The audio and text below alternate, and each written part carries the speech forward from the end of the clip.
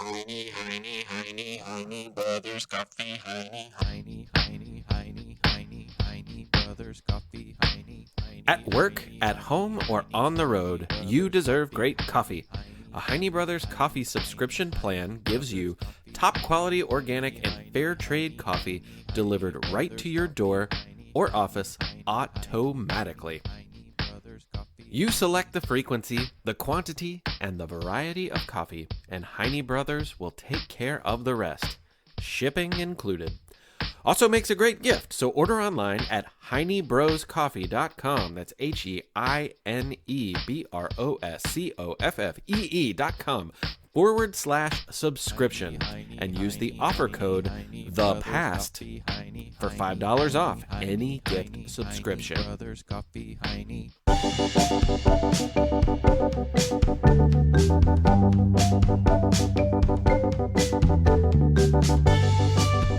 Hey gang, welcome to episode 26 of The Past and the Curious. We now have an episode for every letter of the alphabet. Good thing we chose numbers instead of letters because we'd have to start over again, I guess, at this point. That was a good decision on my part. Anyway, my name is Mick Sullivan. Welcome to the show. This is going to be a fun show. I'm really excited to introduce you to some new friends. Both of these stories are about musicians, women, who were both most active in the late 1930s, really at the exact same time, which is super interesting. But they were from two different continents doing completely different things. But we'd like to imagine that they would have gotten along had they met. You'll hear the voice of Julia Purcell and sounds from Todd Hildreth on an unfamiliar or perhaps unfamiliar instrument. Maybe you have heard it. See if it's familiar when it happens. Thanks again for listening. I'm Mick Sullivan. Let's do this! When she came to Chicago in the 1930s, Lily May Ledford was a long way from the hills of Kentucky. She grew up near an area called Red River Gorge, where her parents were sharecroppers who farmed, among other things, corn and sorghum. It wasn't a glamorous life. During lean times, they'd have to wear underwear made from old, scratchy flour sacks. And when asked the question, "How many biscuits can you eat?" the reply might have been, "How many do we have?" The answer to that question was usually, "Not enough." Nevertheless, in between dreams of biscuit bounties and near constant labor on the family farm, her parents often sang songs to the children, and Lily May took it to heart. So it wasn't a total surprise that she picked up instruments as they became available, and she started a music group with a few of her siblings. As they say, the cream rises to the top, and before too long, Lily May was the cream at the top of the musicians in her area. She liked to play the fiddle, but by the time she was recruited to Chicago, they wanted her to play the banjo. She would be on the radio there. You see, it wasn't really until 1947 that television was widely available, so for a period of time, the radio was the centerpiece of many family rooms. Silent radio waves were whizzing through the air, captured by the antennas tuned into the right frequencies in homes all over. Families would gather around the electronic device, turn the dial, and find everything from the news to thrilling Western dramas, kids shows, radio comedies, and of course, a wide variety of music. In Chicago, a station called WLS paid a staff of musicians to provide music of all sorts, and Lily May Ledford had moved up alone to the city to play in front of WLS microphones that would broadcast her banjo into thousands of homes. Later, after relocating to Cincinnati, she continued on the radio, but the station wanted to make her a star, so they built a band around her, matching Lily May and her sister with two other young women who played instruments from traditional Appalachian music. After adopting flower names like Violet and Daisy to match Lily and her sister Rosie's names, the quartet considered calling themselves the Wildwood Flowers. But as it would turn out, they would go down in history as the Coon Creek Girls. Their music sang through the airwaves, was pressed into wax records, and heard from the bandstand of many a music festival. The Coon Creek Girls, billed as coming from a place called Pinchem Tight Holler, Kentucky, YEOW! were dynamite musicians who got audiences dancing and hootin' and hollerin' with energetic and exciting performances. "What a good time we had on stage," Lily May wrote. playing mostly fast pieces, jumping up and down, sometimes ruining some of our songs by laughing at each other. Sis, when carried away by a fast fiddle tune, would let out a yell so high-pitched it sounded like a whistle. Those good times on stage took them to some remarkable places because, as it turned out, they had one pretty big fan. Imagine their surprise when an invitation arrived asking the Coon Creek Girls of Pinchem Tight Holler to perform at the White House on request of the President Franklin Delano Roosevelt. Now, if you've listened to our episode about hot dogs, you might recall the time when the King and Queen of England visited America and ate hot dogs with the President and his wife Eleanor and a whole mess of other folks. Well, this was part of that trip.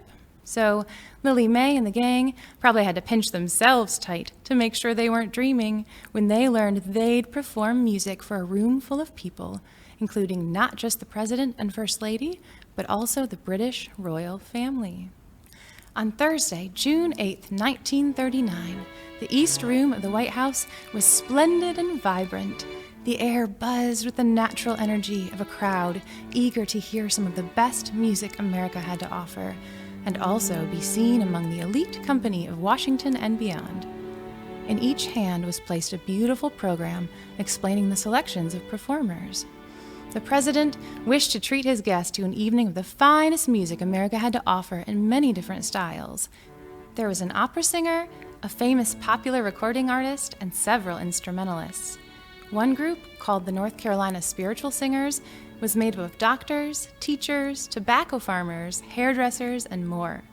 Committed to keeping alive the songs their families had sung to them, the group performed traditional African American music from the slave plantation days their grandparents might have known. Also on the bill was an incredible singer named Marian Anderson.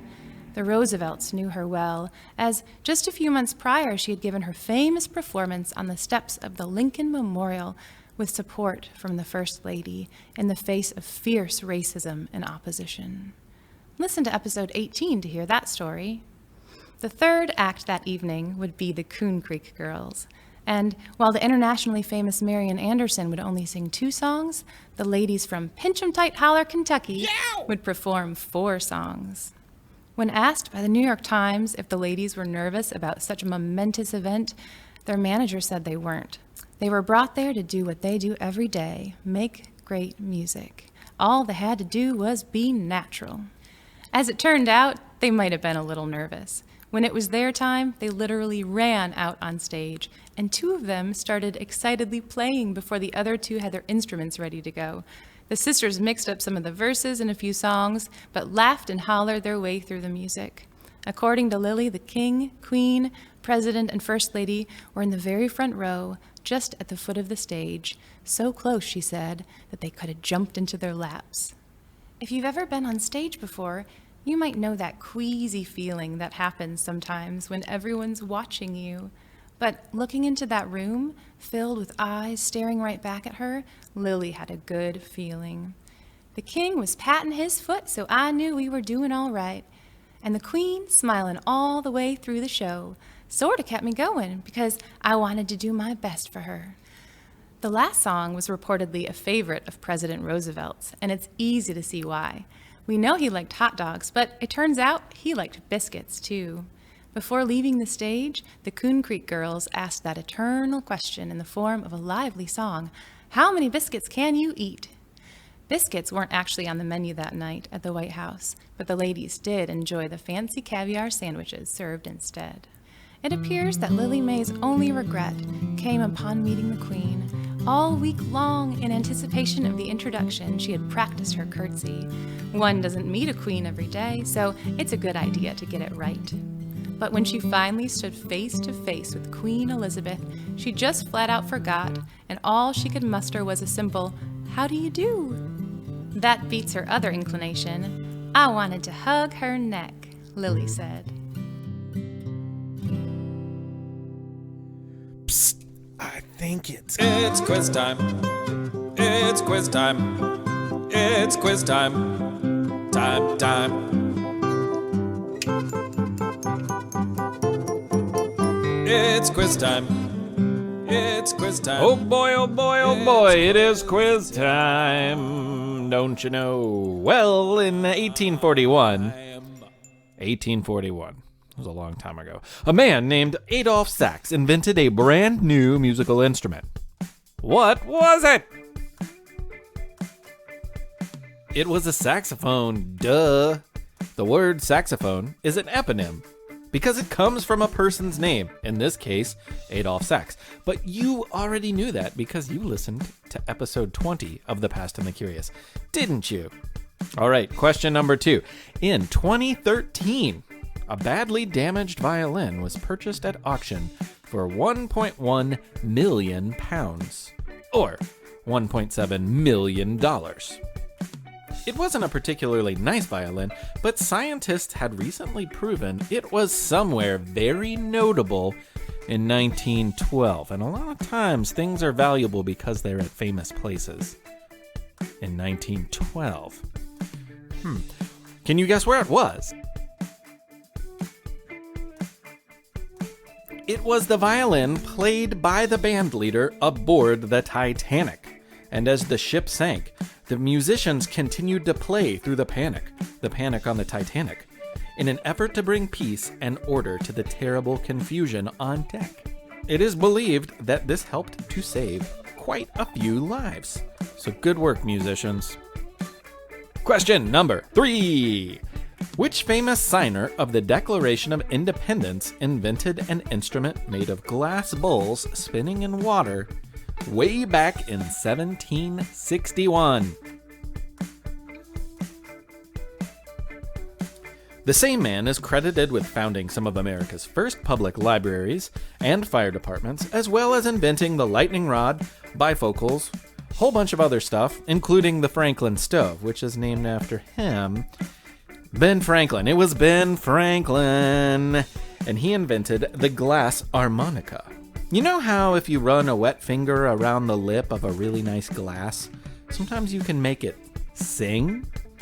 Imagine a whole bunch of those in different sizes, turned on their side, nested into each other and spinning in a shallow pool of water. The player would come up to that and touch the edge of one or more of the glasses to get the desired haunting tones. And that is thanks to Ben Franklin.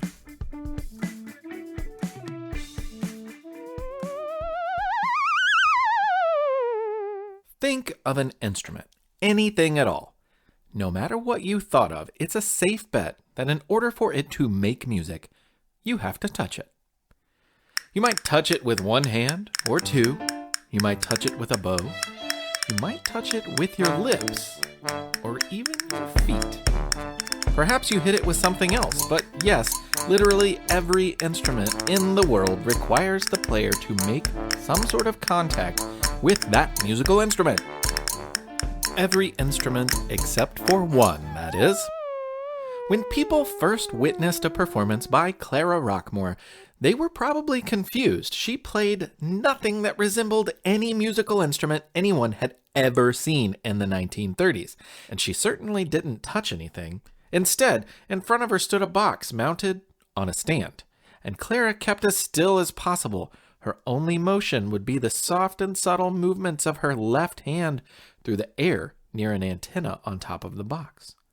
As she placed her right hand near another antenna on the side, a speaker nearby breathed to life with a long, smooth, and unfamiliar noise. As her hands moved, the sound immediately changed. The tiniest movements created a new sound. It was like a magician, casting spells in the air. Absolutely no physical contact was made, and yet the strangest sounds filled the room. And where most people would hear noise, she heard music.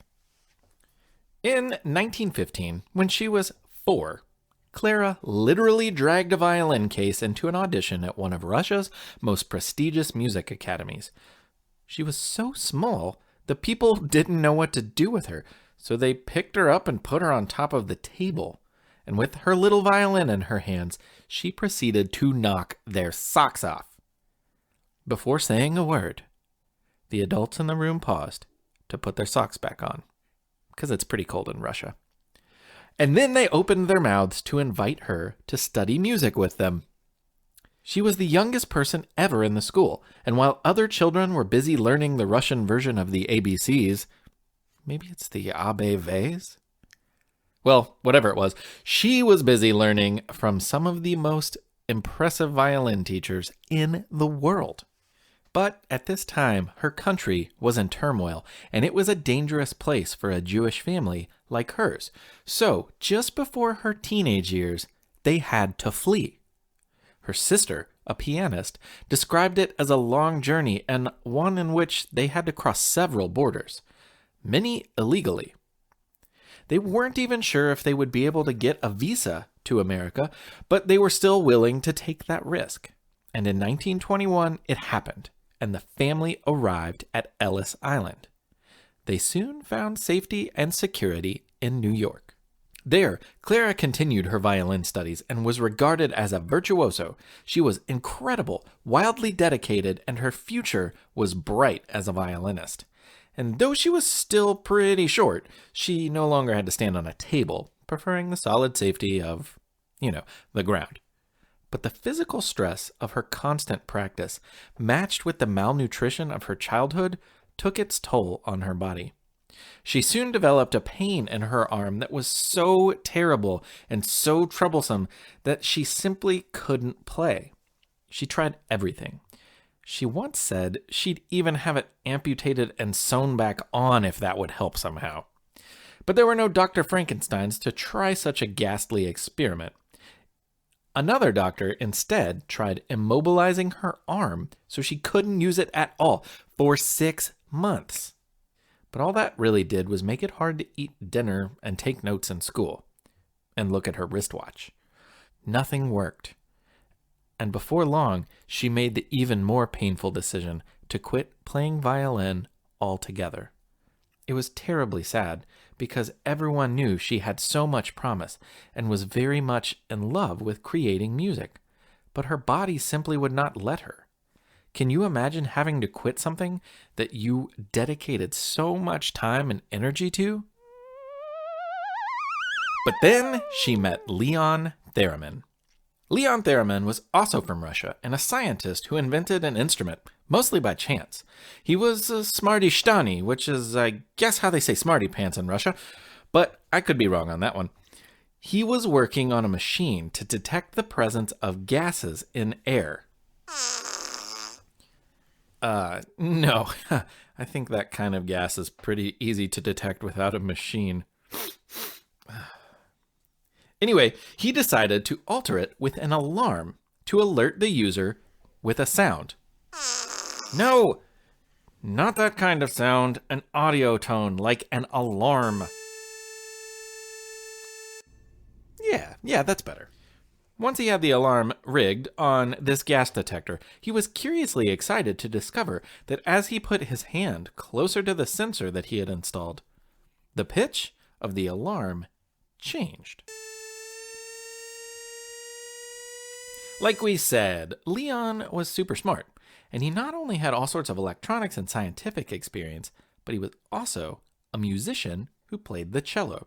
So it occurred to him that someone could learn to control this pitch generated by his machine. The sound was airy and long and would raise lower and higher like a slide whistle as the hand moved closer and farther away. It was a purely electric instrument, the first of its kind, and he originally called it the aerophone. Eventually, though, the instrument would be known by his name, as the theremin. In its most common version, it looks like a box with one metal rod rising from the top on one side and a horseshoe-shaped rod extending from the right side. When a performer puts a hand near the tall vertical rod, the pitch changes. The farther away, the lower the pitch. The closer, the higher the pitch sounds. The other horseshoe-shaped rod controls the volume, so if you get close, it gets louder. Move your hand away and it gets quieter. It's really difficult to control, and where an instrument like a violin had generations of methods and pedagogy and learning to share with a student, this instrument was a blank slate. No one besides Leon Theremin knew how to control it, much less play music with it, and he even struggled at that. Upon hearing it, Clara Rockmore found something that would fill that violin-shaped hole in her life. And remember, there was no set way to learn it, so when we say she wrote the book on it, after mastering it, we mean she literally wrote the book on it. Seriously, it's called Clara Rockmore's Method for Theremin. It starts with the advice to remember you are dealing with air. Think of your fingers as delicate butterfly wings, and you will get much further than if you use strength. And what follows after that looks like many other instrument method books, but this one teaches you subtle hand motions to use in midair. No touching. No touching! If you get it right, and you disrupt the instrument's magnetic field in such a way, well, you can begin to make any music that can be made on the violin, with a ton of practice. Before long, Clara was performing in concert halls with orchestras and on the radio with this strange new instrument. Composers wrote new, never-before-heard, heck, never even imagined music for her to perform, and in most places, the concerts went incredibly well. Except for one concert in Georgia. Remember how we said the instrument was electric? Yeah, without electricity, the theremin is as musical as a brick, or a rubber tire, or a ham sandwich. But that didn't register with the audience in Georgia. You can't blame them, though. The idea of an electric instrument was new, and as unfamiliar as the sound it made. It was the 1930s. This made people wildly curious, and in an effort to satisfy Georgia's curiosity, a concert hall was booked, advertisements were printed, tickets were sold, and the stage was set. And then the power went out. No problem, they said. We have these beautiful candelabras. They will light the darkness. It's not the darkness I'm worried about. We'll put them around the room. It'll be gorgeous. The audience will love it. The audience will hear nothing. We can't turn them away. Could we persuade you to play acoustically like the violinists do? I'm afraid the instrument only works electronically. You see, there's an electromagnetic field that Oh dear, but the governor will be here, and we mustn't disappoint him. Well, he is bound for disappointment. Here he is now. Mrs. Rockmore, what a pleasure. We've been looking forward to your show, and we can't let a little old power outage keep the audience from hearing your wonderful music. Yes, about that. But, madam, you will look so beautiful in the candlelight. Yeah, duh, of course I will. But you need to listen to me. Really hear me on this. No electricity, no theremin. It won't work. It's basically a ham sandwich. That sure does sound delicious right now. But you're saying no music? Dude, what do you not get about this? Clara did find enough electricity to play the theremin well into her old age, recording her first actual album in 1977 at the age of 66. She played often with her sister Nadia on the piano and continued to do so until passing away in 1998.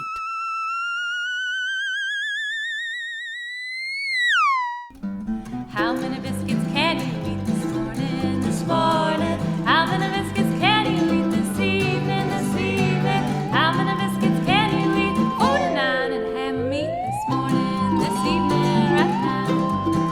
Well, I love my wife and I love my babe this morning, this morning. Love my wife and I love my babe this evening, this evening. Love my wife and I love my babe. I love my biscuits soaked in gravy this morning, this evening, right now.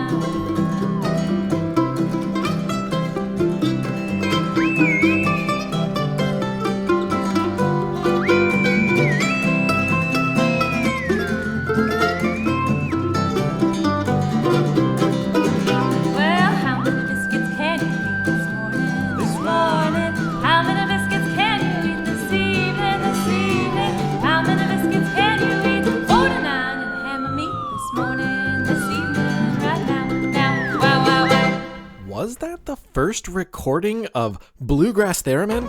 I think it was. Thank you, Todd Hildreth and Julia Purcell. Such wonderful people. And you're such wonderful people for joining us. We really hope you enjoy it because it is a pleasure for us to create and a privilege to bring it to you. Hey, we have a new Patreon sponsor to thank. Actually, 3 of them. Emmy Tucker! And Kevin too. Oh, and Kevin too. Emmy and Tucker, we're so glad that you enjoy the show. And if you who are not Emmy or Tucker, are listening and you enjoy the show too, there's so many ways you can support us. One great way is to get on iTunes and leave us a review. 5 stars is great. And write us something nice. That helps us on the charts and it helps people find us. And we want people to find us and enjoy us just like you. So thank you very much. This has been The Past and the Curious. My name is Mick Sullivan, and I'm going to be back in December with a new episode about games. That seems appropriate, right? And beyond that, we have so many great plans for 2019. We can't wait to share them with you. Already working on a lot of episodes right now. So stay tuned, stick around, keep coming back. We'll keep making them. Thanks again. This is The Past and the Curious.